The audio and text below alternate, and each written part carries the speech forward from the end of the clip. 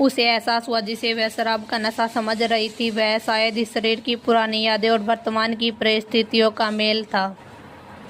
उसे अब न केवल इस अजनबी महिला के सवालों का सामना करता था, बल्कि उस पत्नी की स्थिति का भी पता लगाना था जिसका जिक्र यह महिला बार बार उसके सामने कर रही थी। वही बैलगाड़ी के हर झटके के साथ पर्था को ऐसा महसूस हो रहा था जैसे कि उसकी हड्डियां आपस में टकरा कर चकनाचूर हो रही हैं। अपनी पिछली जिंदगी में वह हवा की गति से तेज चलती थी। उसका शरीर फौलाद जैसा मजबूत था और उसकी हर एक उकार से दुश्मन कांप जाते थे। और अब वह एक ऐसे शरीर में कैद थी जो शराब की गंध से भरा था और थोड़ा सा हिलने पर भी उल्टी करने को तैयार था। तभी वो बुजुर्ग महिला बैलगाड़ी को तेजी से आगे बढ़ाते हुए पर्था से कहती है, जल्दी चलो, तुम्हारी पत्नी वह मर रही है और तुम यहाँ भूत बने बैठे हो। ये कहते हुए उस महिला ने फिर से बैल को चाबुक मारा। इस वक्त उस महिला के चेहरे गुस्से से लाल हो रखा था, क्योंकि उस दिन उसे लगा था पर्था अपनी पत्नी की हालत देखकर सुन्न हो गया है, जबकि असल में पर्था यह समझने की कोशिश कर रहा था कि श्रीमती यू आखिर है कौन। उसने अपनी यादों के धुंधले कोनों में जाकर देखा, इस शरीर की मालिक असली पर्था गांव का सबसे बड़ा आवारा और शराबी था। लोग उसे बूढ़ा कुंवारा कहकर चिढ़ाते थे, पर किस्मत देखो, उसे किसी तरह एक खूबसूरत औरत से शादी कर ली जो अब प्रसव पीड़ा में थी। हे ब्रह्मांड के रचित, क्या मेरे पिछले जन्म के पुण्य इतने कम थे? एक शराबी का शरीर और ऊपर से एक बच्चा। मैं तो खुद को नहीं संभाल पा रही। इस नन्ही जान का क्या होगा? वही पर्था को अब तक लग रहा था शायद उसने किसी लड़की से शादी की होगी, लेकिन वो खुद एक लड़की है तो दूसरी लड़की से शादी क्यों करेगी? जो अभी भी यही सोच रही थी कि तभी वो महिला अपनी बैलगाड़ी को लेकर एक जगह रुक जाती है। ये देखकर पर्था सामने का दृश्य देखती है। जो घर कहना इसका मतलब पर शब्द का अपमान या झोपड़ी टूटी हुई थी और आंगन में बड़ी घास उगी थी और मिट्टी की दीवारों पर दरारें थी जैसे वे कभी भी गिर सकती हूँ। वो देखकर सोच रही थी। तभी वो बुजुर्ग महिला जल्दी से बैलगाड़ी से उतरती है। तभी वो देखती है कि पर्था अभी भी अंदर जाने की बजाय खड़ी होकर दरवाजे को घूर रही है। ये देखकर महिला को और गुस्सा आ जाता है। तभी वो महिला पर्था का हाथ पकड़कर उसे घसीटते हुए अंधेरे कमरे की ओर ले जाती है। वही जैसे ही पर्था आगे बढ़ रही थी, अंदर से आती चीखें सुनकर पर्था की रूह कांप गई, क्योंकि अंदर से आने वाली चीखें किसी सामान्य पीड़ा की नहीं थी। उन चीखों में जीवन और मृत्यु के बीच का संघर्ष था। कुछ ही देर में जैसे उस कमरे का दरवाजा खुला तो उस कमरे में को देखकर पर्था के कदम अपनी जगह पर ठिठक गए। इस इंसान के रूप में वह स्वच्छता और ऊर्जा के प्रभाव को लेकर बहुत ही सतर्क रहती थी। उसका मन चिल्लाई कमरे में सैनिटाइज नहीं किया था। इसमें बच्चा और माँ दोनों का संक्रमण का खतरा हो सकता था। फिर इसमें तो दो जान में पड़ जाएगी। नहीं, मैं ऐसा नहीं होने दूंगी। इसलिए वो जल्दी से दाई की तरफ देखकर उससे कहती है, रुको, इस कमरे को सैनिटाइज नहीं किया गया है, ऐसे में यह संक्रमण फैल सकता है। परंतु उसकी आवाज़ गले में ही फंस गई जब उसकी नज़रें बिस्तर पर लेटी हुई उस महिला पर पड़ी। वह महिला जिसे लोग श्रीमती राणा कहते थे, वो असाधारण रूप से सुंदर थी। उसका चेहरा पसीने से भीगा हुआ था और दर्द के मारे पीड़ा पड़ चुका था, लेकिन उसकी आंखों में एक अजीब सी गरिमा थी। वो 9 महीने की गर्भवती होने के बावजूद वह किसी टूटे हुए कीमती फूल की तरह दिख रही थी। तभी कमरे के अंदर बैठी दाई जोर से चिल्लाई। वही पर्था अब तक खुद को एक भारी व्यक्ति समझ रही थी। अचानक एक अजीब से जुड़ाव को उसे महसूस करने लगी। भले यह शरीर उसका नहीं था, लेकिन उस कमरे में मौजूद जीवन की पुकार असली थी। उसने अपनी आध्यात्मिक चेतना को जगाने की कोशिश की। हालांकि शरीर में आध्यात्मिक ऊर्जा शून्य थी, लेकिन उसके पास सदियों का अनुभव था, क्योंकि अंदर लेता हुआ इंसान दर्द से तड़प रहा था और दाई उसकी डिलीवरी नहीं करा पा रही थी। अभी तक पर्था के अंदर लेटे हुए इंसान का चेहरा नहीं देखा था। उसने आगे बढ़कर दाई का हाथ रोका। ये देखकर वो महिला चौंक गई और पर्था की तरफ देखकर कहती है, तुम यहाँ क्या कर रहे हो? बाहर जाओ, यहाँ पर मर्दों का आना मना है। वही उस महिला की बात सुनकर अब पर्था ना घबराती, ना अब पहले जैसे लड़खड़ाती हुई नहीं थी, बल्कि उसकी आंखों में बहादुर इंसान की चमक लौट आई थी। उसने दाई की तरफ देखकर दर्द से कहा, शांत हो जाइए, उसका दर्द बढ़ता ही जा रहा है, मैं इसकी मदद कर सकती हूँ। हालांकि उसके पास जादुई शक्तियाँ नहीं थी, लेकिन सदियों का ज्ञान उसके पास था। उसने दाई की बात अनसुनी कर दी और महिमा के साथ करीब पहुंची। वही पर्था ने दाई के पीछे दिख रहे हाथ को थाम लिया। उसने अभी तक बच्चे को जन्म देने वाली माँ का चेहरा नहीं देखा था, लेकिन देखेगी तब क्या होगा।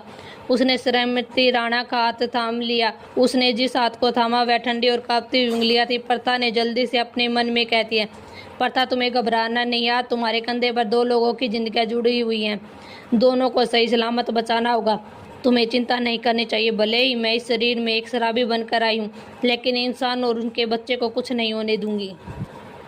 तभी पर्ता ने अपनी आवाज़ को जितना हो सके उतना गंभीर बनाते हुए, जल्दी से गर्म पानी लाओ, बहुत सारा पानी चाहिए, और साथ ही साफ कपड़े भी अभी के अभी लेकर आओ। उसकी आवाज़ में वही अधिकार था जो एक शराबी के गले में शायद ही कभी निकला था। बैलगाड़ी वाली महिला और दाई दोनों उसकी आवाज़ सुनकर हक्की बक्की रह गई। उन्हें विश्वास नहीं हो रहा था कि पर्ता ऐसा कुछ बोल सकती है। वे दोनों कन्फ्यूज थी, क्या पर्ता को सच में अपनी पत्नी के दर्द की चिंता हो रही है। वही पर्ता को दरवाजे पर खड़ी जैसे ही दाई और कुछ औरतें उसके सामने से हटती हैं तो अपनी आंखों के सामने देख रहे नज़ारे को देखकर पर्ता का सिर चकरा जाता है, क्योंकि उसने पहले कभी अपने आंखों के सामने ऐसा कुछ नहीं देखा था जो आज वो देख रही थी। ये उसे किसी सपने जैसा लग रहा था और उसके चेहरे पर अजीब सा भाव था, क्योंकि सामने का नज़ारा कुछ ऐसा ही था, क्योंकि उसके आंखों के सामने 3 प्रेग्नेंट आदमी लेटे हुए थे और वैसा भी गर्भवती पेट वाले आदमी को घूर रही थी। आज जिंदगी में पहली बार अपनी आंखों के सामने ऐसा अद्भुत नज़ारा देखकर उसका मुंह खुला का खुला रह गया। उसे लगा जैसे दुनिया के सामने उनकी धारणाएं चकनाचूर हो रही हूँ। यहाँ पर एक आदमी गर्भवती कैसे हो सकता? अगर उसकी पत्नी पति है तो क्या गर्भवती पेट वाली महिला तो उस बीवी वही नहीं होनी चाहिए थी? वो ये देखकर हैरान थी। उसके मुंह में कोई शब्द ही नहीं निकल रहे थे, लेकिन उससे भी ज़्यादा हैरान तो पिछली पर्ता की तीनों पत्नियाँ थी। वे तीनों हैरान इस बात थे कि उनकी पत्नी इतनी जल्दी घर कैसे लौट आई। वह यहाँ क्या कर रही है? उसे यहाँ पर शराब खाने में दूसरी और 2 मर्द के साथ मौज मस्ती नहीं करनी चाहिए थी। सबसे ज़्यादा डरा हुआ वो आदमी था जो बिस्तर पर इस वक्त लेटा हुआ था। आदमी करा रहा था, उसे अभी भी याद आ रहा था पिछली रात जब उस पर पर्ता गुस्सा हुई थी। वही उन आदमियों को देखकर पर्ता की आंखों में हैरानी तो थी, साथ ही साथ वो इंसान को देख रही थी कि सामने बिस्तर पर लेटा वह इंसान अंदर से तड़प रहा, लेकिन उसका हाथ अपने उभरे हुए पेट पर था। ऐसी सुरक्षात्मक अवस्था में था जो एक माँ ही दे सकती थी। पर्ता को समझ नहीं आ रहा था कि गर्भाशय के बिना यह संभव कैसे हो सकता है। क्या इस दुनिया में पुरुषों की शारीरिक संरचना अलग थी, या फिर यहाँ की स्त्री होना केवल सामाजिक नहीं बल्कि जैविक रूप से भी पूरी तरह अलग था। वही जिस आदमी की डिलीवरी होने वाली थी वह आदमी रात की बातों को याद करता। रात उसका और पर्ता का बहुत ही बड़ा झगड़ा हो गया था, क्योंकि वो अपनी जिम्मेदारी नहीं उठा रही थी, जिसकी वजह से वो घर से बाहर चली गई थी। वही उस प्रेग्नेंट आदमी को लग रहा था इस वक्त वो बहुत शोर मचा रहा है, इसलिए भले ही उसे लग रहा था कि वह मौत के मुंह में है, लेकिन उसे दर्द जो हो रहा था वह बर्दाश्त के बाहर था। पर्ता उसकी आवाज़ सुनकर गुस्से ना करे, इसलिए उसने अपने होठ कसकर चिकोड़ लिए और चुप हो गया और दर्द की वजह से अपना पेट पकड़ लिया। उसकी जान उसके लिए ज़रूरी नहीं थी, बल्कि उसके पेट में पल रहा बच्चा उसके लिए बहुत ही ज़रूरी था। अगर उसकी आवाज़ सुनकर उसकी पत्नी गुस्सा हो गई और गुस्से में वह कुछ कर बैठी तो वो ये अंजाम को बर्दाश्त नहीं कर पाएगा। वही उस कमरे में खड़ी ऊँची चोटी वाली दादी ने पर्ता की तरफ देखा और उसके चेहरे को देखकर उसके चेहरे पर गुस्से के भाव और भी सख्त हो गए। उसने अपने मन में सोचा, अगर यह महिला अपनी पत्नी न होती तो वह उसे घर से निकाल देता।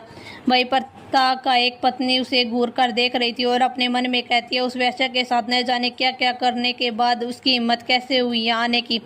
उस कमरे के सन्नाटा इतना गहरा था कि बिस्तर पर लेटे आदमी की भारी सांसें साफ सुनाई दे रही थी। उसके बाकी 2 पति उसे घृणा और अविश्वास की नज़रों से देख रहे थे। चलिए पर्ता की तीनों पत्नियों से मिलते हैं। पर्ता की पहली पत्नी का नाम वेद है, जो वे स्वभाव से अत्यंत सीधे और सरल हृदय के व्यक्ति हैं। उन्हें दुनिया की चालाकी और राजनीति की बिल्कुल भी समझ नहीं आती। वेद को शोर शराबे और लड़ाई झगड़े से बहुत ही डर लगता है। जब भी घर में तनाव बढ़ता है वे अक्सर खुद को किसी शांत कोने में छुपा लेते हैं। वो पर्ता के लिए उस सुरक्षित ठिकाने की तरह है जहाँ वह दुनिया की थकान के लिए वासकून पा सकती है। वे बिना किसी शिकायत के घर संभालते हैं।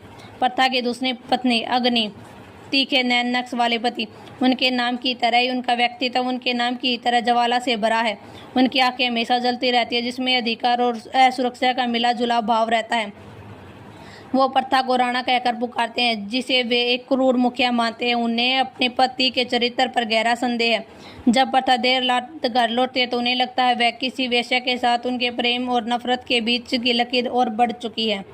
पर्ता की तीसरी पत्नी, पर्ता का तीसरा और सबसे आखिरी पति समीर, चालाकी और कूटनीति का प्रतीक है। समीर दिखने में बहुत शांत है, लेकिन उनके दिमाग में हमेशा कोई न कोई योजना चलती रहती है। पर उनके चेहरे पर हमेशा एक विनम्र मुस्कान रहती है, लेकिन उनकी आंखों में चमक यह बता रही है कि वे जो कह रहे हैं उनके पीछे कोई न कोई मकसद जरूर छुपा हुआ है। उस कमरे में सन्नाटा इतना गहरा था कि बिस्तर पर लेटे आदमी की बारीक सांसें साफ सुनाई दे रही थी। उनके बाकी दो पति उसे घृणा और अविश्वास की नज़रों से देख रहे थे। उसने अपनी पत्नी होने के दावों को याद किया। अगर वह इस घर की मालकिन थी तो यह गर्भवती पुरुष उसका पति था। और अब उसकी अवधारणाओं के पर खच्चे उड़ चुके थे। प्रताप भी सदमे में खड़ी थी। उसे कुछ भी समझ नहीं आ रहा था आखिर उसके साथ हो क्या रहा। हालांकि उसने ऐसा कभी नहीं किया। इसके बजाय उसने उस व्यक्ति की ओर देखा जो सबसे सौम्य प्रतीत होता था। सौम्य चेहरे वाले उस व्यक्ति ने बोए चढ़ाई और अपने पति की मनोदशा को समझते हुए उसने प्रथा से विनम्रता से मुस्कुराते हुए कहा, पति, अब जब आप आ ही गए हैं तो वेद को देखकर इतना परेशान मत होइए। वैसे आपको अभी तक स्नान नहीं किया है, यहाँ अंदर आने से पहले स्नान क्यों नहीं कर लेते? समीर ने उसे कहा, पत्नी, आप स्नान क्यों नहीं कर लेती? यह केवल एक सुझाव नहीं था बल्कि उसे उस कमरे से बाहर भेजने की एक जुगाड़बंदी थी ताकि वे गर्भवती पुरुष की मदद कर सके जो इस वक्त प्रसव पीड़ा गुजर रहा था। वही स्नान का बहाना प्रथा के लिए भगवान का एक अवसर था जिससे वो अपने सामने चल रही सच्चाई को स्वीकार करने का समय मिल सके। एक पल पहले की करुणा शायद उसकी चेतना की अंतिम चिंगारी थी।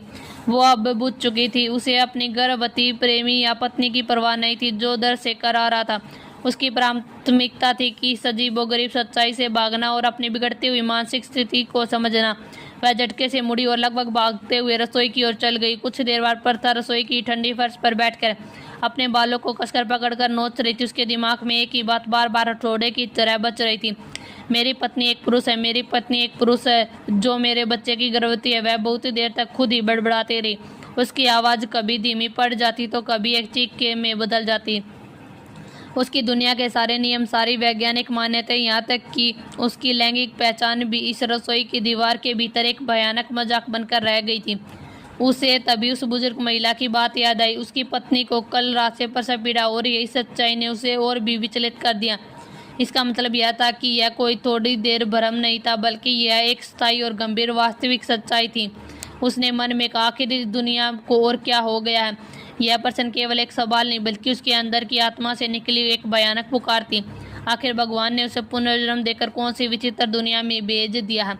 वह अपने दिमाग को शांत करने की बहुत ही कोशिश कर रही थी लेकिन हर विचार उसे और भी गहरे दलदल की ओर धकेल रहा था। आखिर उसकी बीवी गर्भवती कैसे हो सकती है जबकि वो एक औरत है? तो उसे प्रेग्नेंट होना चाहिए था, ना कि एक पुरुष को। उसके मन में बस एक ही विचार चल रहा था, आखिर कोई पुरुष प्रेग्नेंट कैसे हो सकता है? वह इस कमरे में खड़ी दूसरी लड़की को शायद प्रथा की कोई सहेली या भरोसेमंद दासी थी। उसके पीछे पीछे रसोई में उसे देखने के लिए आई थी।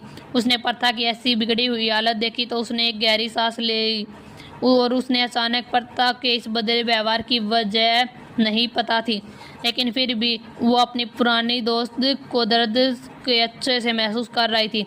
इसलिए पहले उसे खुद को शांत किया क्योंकि अब वो प्रथा को समझाना था। तन्वी धीरे धीरे चलकर उसके पास आई और गहरी सांस लेकर बड़ी नरमी से उसे कहती है, जैसे एक छोटे बच्चे को समझा रही है, मुझे पता पड़ता कि तुम अपने पतियों से खुश नहीं हो क्योंकि वे दूसरे मर्द इतने सुंदर नहीं है, लेकिन फिर भी वे तुम्हारे पति हैं ना? क्योंकि तुम्हें नहीं लगता अगर तुम उन्हें उस समय छोड़ दोगी जब उन्हें तुम्हारी सबसे ज़्यादा ज़रूरत है तो यह उनके लिए थोड़ा दिल तोड़ने वाली बात होगी। तुम्हारे इस रूखे हुए व्यवहार से उन्हें भी दुख होता है। वही तन्वी की बात को सुनकर प्रथा ने अचानक सिर ऊपर उसकी तरफ उठाया। उसकी आंखों में देखते हुए उससे कहा, मर्स? ये मर्स क्या है? क्योंकि यह शब्द उसके दिमाग में किसी नई पहेली की तरह गूंज रहा था। उसने ये शब्द आज पहली बार सुना था। उसने अपने मन में सोचा, क्या यह कोई अजीब जाति है, कोई सामाजिक वर्ग, या फिर इस दुनिया में पुरुषों के लिए इस्तेमाल होने वाला कोई खास शब्द? उसे सब समझना था लेकिन अभी उस चीज़ से सबसे ज़्यादा सूझना पड़ रहा था वह भी थी अपने पतियों की पुरुष पहचान और उनमें से एक के गर्भवती होने की सच्चाई जो आज उसने देखी थी। वही प्रथा को ऐसे कंफ्यूज देखकर तन्वी ने अपना सिर हिलाया। उसे भरोसा हो गया था कि प्रथा को उसकी कोई बात समझ नहीं आ रही थी। तभी तन्वी उसे समझाते हुए कहती है, मुझे सच में विश्वास नहीं हो रहा, तुम सचमुच शराब खाने गए थे और वहाँ जाकर तुमने वो गंदा खुश करने वाला पाउडर खा लिया। तुम्हें पता है उस पाउडर के बारे में लोग कहते हैं कि जो भी इसे खाता है उसका दिमाग सड़ जाता है और वो पागल हो जाता है, लेकिन फिर भी तुम यहाँ हो।